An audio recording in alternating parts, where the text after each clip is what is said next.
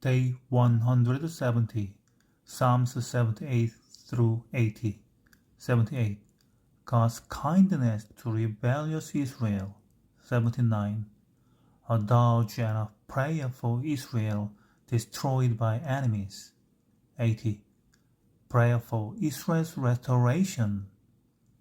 The Psalms of Asaph conclude with the 6 testimonies to greatness and faithfulness of God of Israel. He has kept his promises in the past, a comforting reminder in the face of uncertain future. God is there, and he is not silent when it comes to overthrowing idols and enemies.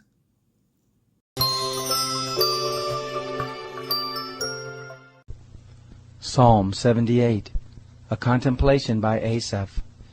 Hear my law, my people. Turn your ears to the words of my mouth. I will open my mouth in a parable. I will utter dark sayings of old, which we have heard and known, and our fathers have told us. We will not hide them from their children, telling to the generation to come the praises of Yahweh, his strength, and his wondrous works that he has done.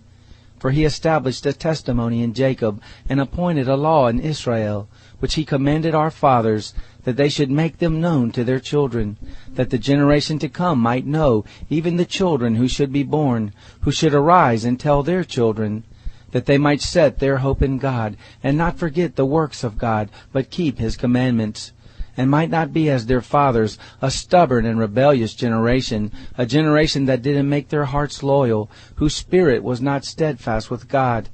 The children of Ephraim, being armed and carrying bows, turned back in the day of battle. They didn't keep God's covenant and refused to walk in his law. They forgot his doings, his wondrous works that he had shown them. He did marvelous things in the sight of their fathers, in the land of Egypt, in the field of Zon. He split the sea and caused them to pass through. He made the waters stand as a heap. In the daytime he also led them with a cloud, and all night with a light of fire. He split rocks in the wilderness, and gave them drink abundantly as out of the depths. He brought streams also out of the rock, and caused waters to run down like rivers. Yet they still went on to sin against him, to rebel against the Most High in the desert. They tempted God in their heart, by asking food according to their desire. Yes, they spoke against God. They said, Can God prepare a table in the wilderness? Behold, he struck the rock, so that waters gushed out, streams overflowed. Can he give bread also? Will he provide flesh for his people? Therefore Yahweh heard and was angry. A fire was kindled against Jacob. Anger also went up against Israel, because they didn't believe in God, and didn't trust in his salvation. Yet he commanded the skies above, and opened the doors of heaven. He rained down manna on them to eat, and gave them food from the sky. Man ate the bread of angels. He sent them food to the full. He caused the east wind to blow in the sky. By his power he guided the south wind. He rained also flesh on them as the dust, winged birds as the sand of the seas. He let them fall in the midst of their kins. So they ate and were filled. He gave them their own desire. They didn't turn from their cravings. Their food was yet in their mouths, when the anger of God went up against them, killed some of the fattest of them, and struck down the young men of Israel. For all this they still sinned, and didn't believe in his wondrous works. Therefore he consumed their days in vanity, and their years in terror. When he killed them, then they inquired after him. They returned and sought God earnestly. They remembered that God was their rock, the Most High their Redeemer. But they flattered him with their mouth, and lied to him with their tongue. For their heart was not right with him, neither were they faithful in his covenant. But he, being merciful, forgave iniquity, and didn't destroy them. Yes, many times he turned away his anger, and didn't stir up all his wrath. He remembered that they were but flesh, a wind that passes away and doesn't come again. How often they rebelled against him in the wilderness, and grieved him in the desert. They turned again and tempted God, and provoked the Holy One of Israel. They didn't remember his hand, nor the day when he redeemed them from the adversary. How he set his signs in Egypt, his wonders in the fields of Zoan, turned their rivers into blood, and their streams, so that they could not drink. He sent among them swarms of flies which devoured them, and frogs which destroyed them. He gave also their increase to the caterpillar, and their labor to the locust. He destroyed their vines with hail, their sycamore fig trees with frost. He gave over their cattle also to the hail, and their flocks to hot thunderbolts. He threw on them the fierceness of his anger, wrath, indignation, and trouble, and a band of angels of evil. He made a path for his anger. He didn't spare their soul from death, but gave their life over to the pestilence, and struck all the firstborn in Egypt, the chief of their strength in the tents of Ham. But he led forth his own people like sheep, and guided them in the wilderness like a flock. He led them safely, so that they weren't afraid. But the sea overwhelmed their enemies. He brought them to the border of his sanctuary. To this he led them safely, so that they weren't afraid. But the sea overwhelmed their enemies. He brought them to the border of his sanctuary, to this which his right hand had taken.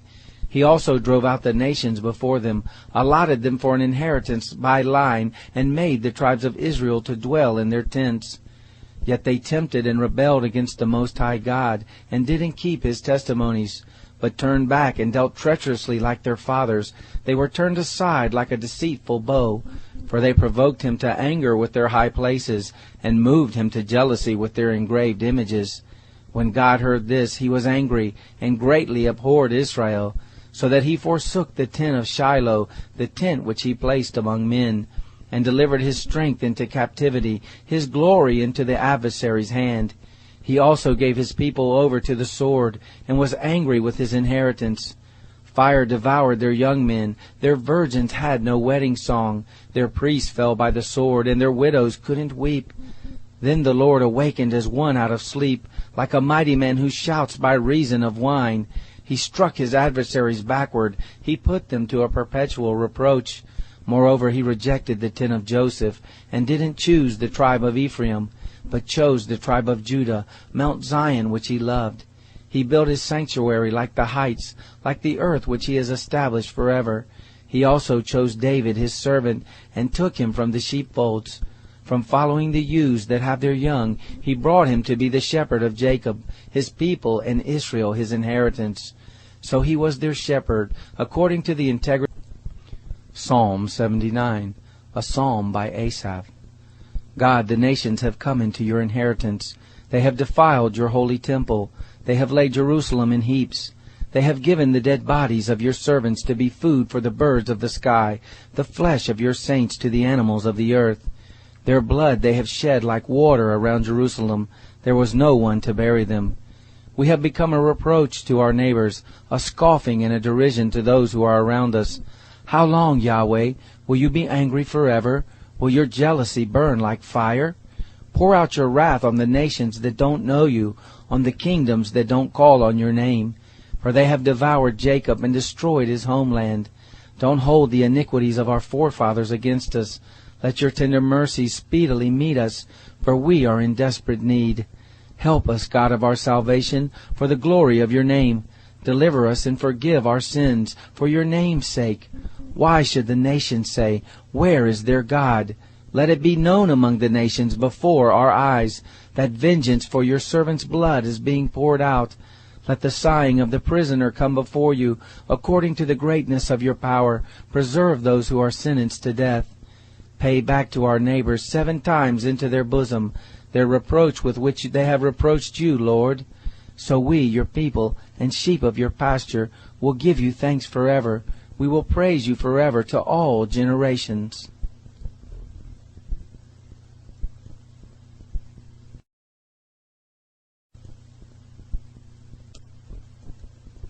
Psalm 80, for the chief musician, to the tune of the lilies of the covenant, a psalm by Asaph. Hear us, shepherd of Israel, you who lead Joseph like a flock, you who sit above the cherubim, shine forth. Before Ephraim and Benjamin and Manasseh, stir up your might, come to save us. Turn us again, God, cause your face. Before Ephraim and Benjamin and Manasseh, stir up your might, come to save us. Turn us again, God, cause your face. How long will you be angry against the prayer of your people? You have fed them with the bread of tears, and given them tears to drink in large measure. You make us a source of contention to our neighbors. Our enemies laugh among themselves. Turn us again, God of hosts. Cause your face to shine, and we will be saved. You brought a vine out of Egypt. You drove out the nations and planted it. You cleared the ground for it. It took deep root and filled the land. The mountains were covered with its shadow. Its boughs were like God's cedars. It sent out its branches to the sea, its shoots to the river. Why have you broken down its walls, so that all those who pass by the way pluck it? The boar out of the wood ravages it. The wild animals of the field feed on it. Turn again, we beg you, God of hosts. Look down from heaven and see, and visit this vine, the stock which your right hand planted, the branch which you made strong for yourself. It's burned with fire, it's cut down, they perish at your rebuke. Let your hand be on the man of your right hand, on the Son of Man whom you made strong for yourself. So we will not turn away from you. Revive us, and we will call on your name. Turn us again, Yahweh, God of hosts.